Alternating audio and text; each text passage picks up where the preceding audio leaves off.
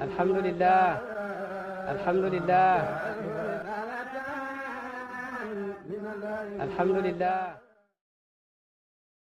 abonné leen ci seen chaîne MALBN bu leen fàtte bës cloche bi ngir ngeen mën a am bépp xibaar bu aju ci wàllu faydu bi. bismillah bismillahir rahmanir rahim allahumma salli ala sayyidina muhammadin al-fatih wa al-khatim lima sabaq nasir al-haqq wal haqq wal hadi ila siratika al-mustaqim wa ala alihi haqqa qadrihi wa al-azim. Assalamu alaykum wa rahmatullah. Alhamdulillah. So first, I just want to thank Allah, thank all of you for this opportunity, the organizers and everyone who spoke.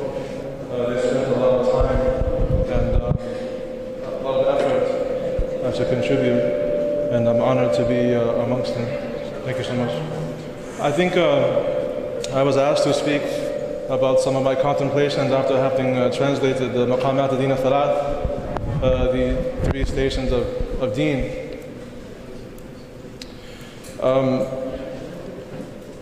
I think it's very important in order to be able to benefit most from this text is to understand its context. As you know, As-Sufyani, he said in the Ifada al-Ahmadiyya, he narrated what he heard from Shaykh Tijani, that a failure will come. And all of us are very familiar with the statement at a time when there will be much difficulty.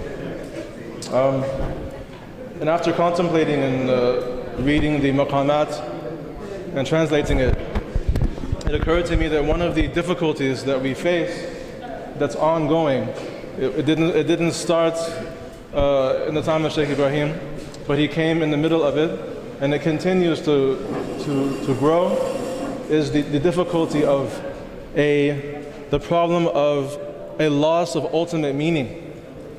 So in other words, in the Muslim world, in the non-Muslim world, in the East or in the West, we are facing nihilism, or we're facing the loss of meaning. In other words, whether it's in the Muslim world where we are limited most of the time to rituals, or whether it's in the non-Muslim world where it's simply the acquisition of material things, either way, we're facing a time when meaninglessness, when nihilism is very strong. So for example, in the Christian world, or what I would call the post-Christian world, instead of being faced towards an ultimate meaning, there is no ultimate meaning. Rather, there's simply meanings. And if you like to, you can make as many meanings as you like, and the most meaningful things are material things themselves. And Muslims are following in the same way. In other words, there is no ultimate meaning, but rather just the acquisition of material things, and this gives some kind of meaning to life. But probably the biggest, to place Shaykh Ibrahim in this, even in Islam, even when amongst the Sufiya, and he makes a distinction between himself and the Sufiya in the end of the Maqamat al-Din al-Thalath, he makes a distinction in his understanding in Ma'rifah between himself and the Sufis. And we'll come back to this point. The Shaykh Ibrahim, he came at a time when the shuyukh themselves, they despaired of Ma'rifah. The shuyukh themselves did not have access to Ma'rifah most of the time. And if they did, they weren't able to give it to other people. Now Ma'rifah is the key to ultimate meaning. In other words, in a time when meaning is lost, ultimate meaning is lost. In other words, people do not know the purpose of deen, and those who have no religion are simply trying to have more things.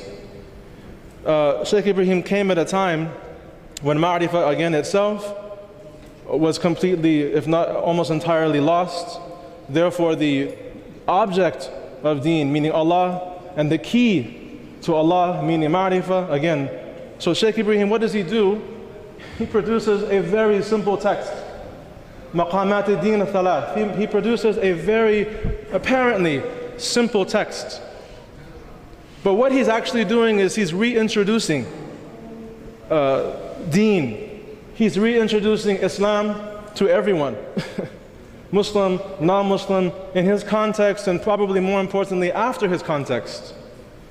He's introducing deen as a path to ultimate meaning. And we will see, I believe, that we will see that this meaning, this pathway, and this text, and Shaykh Ibrahim himself, may Allah be pleased with him, and his progeny, we will see moving forward that both Muslim and non-Muslim will come to this text. They need it. Why? Because we're living in a time, as I said, we've always understood that the fayda will come in a time when there is difficulty. And usually we understand this difficulty to mean material difficulty. But by Allah, and I think we can all agree if we think about it, but that the biggest difficulty is a loss in meaning. What is deen? When Shaykh Ibrahim then explains what deen is, and he's explaining this again to the learned, he's explaining this to the unlearned, he's explaining this to the Muslim, and now, subhanAllah, the non-Muslim has access.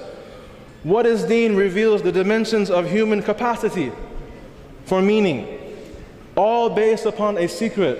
What secret is that? The secret of La ilaha illallah. That secret is zahir, it's outward. That secret is batin, it is inward. And that secret is batin al-batin. That secret is inward of inward.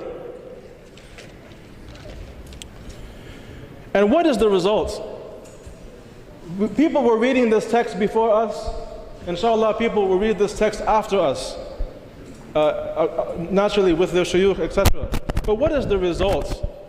Contemporary man will understand that their ultimate meaning is in La ilaha illallah. Their ultimate meaning, they themselves, as human beings, as people with nufus. لَقَدْ قَرَمْنَا Bani Adam. We have ennobled the Son of Man, that contemporary man will understand, contemporary woman will understand that their ultimate meaning itself lies in the kalima La ilaha illallah, because this meaning applies and fulfills their every dimension. I have a zahir, I have a batin, I have a batin al-batin. And this text and this deen and Shaykh Ibrahim's explanations apply to all of this. Why? Because as he explains in the beginning, La ilaha illallah is about ultimate existence. In other words, ultimate meaning. La ilaha illallah is about ultimate existence and therefore ultimate meaning. Contemporary man, both Eastern and Western, or Muslim or non-Muslim, however you want to, is therefore reintroduced to their most basic meaning. Maqamat ad-din thalath is an example, if not the only text required, to bring all of us as human beings back to our essential meaning, whether we are Muslim or whether we are non-Muslim. Whether we're Eastern, Western, Senegalese, Mauritanian, Californian, British, Chicagoan, ila akhiri. Why? Islam began as something strange. Do we know the hadith? Islam began as something strange and will return as something strange. So glad tidings to the strangers. So ultimate meaning ultimate existence, was lost in the middle. Let me repeat. Shaykh Ibrahim came at a time when Islam was lost. He himself stated that he came at a time when even the Sufiya themselves almost lost the plot. They almost lost. Shaykh Ibrahim came at a time when Islam itself was lost.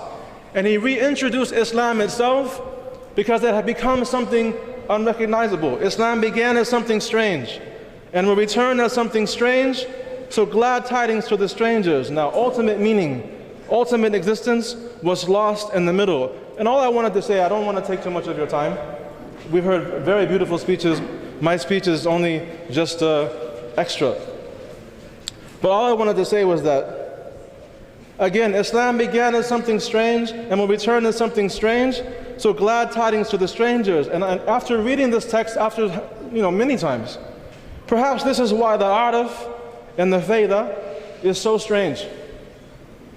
Perhaps the arif and the fayda is so strange because he's bringing back Islam from its beginning. How the Sahaba understood it from Rasulullah sallallahu alaihi wasallam, and why Shaykh Ibrahim had to write this text and why this text is available to us. And alhamdulillah, now translated in English, Italian, I hope every single language. And I hope it goes to every place and every country and every era, so that again, Sheikh Ibrahim's ability to conquer or destroy the illness of the age, which is a lack of meaning, is I can personally testify to. And perhaps this maqamat, the Maqamat ad-Din al-Thalath, perhaps this is a manual for the strangers. So glad tidings, strangers. Jazakallah khair. Assalamu alaikum wa rahmatullahi wa barakatuh.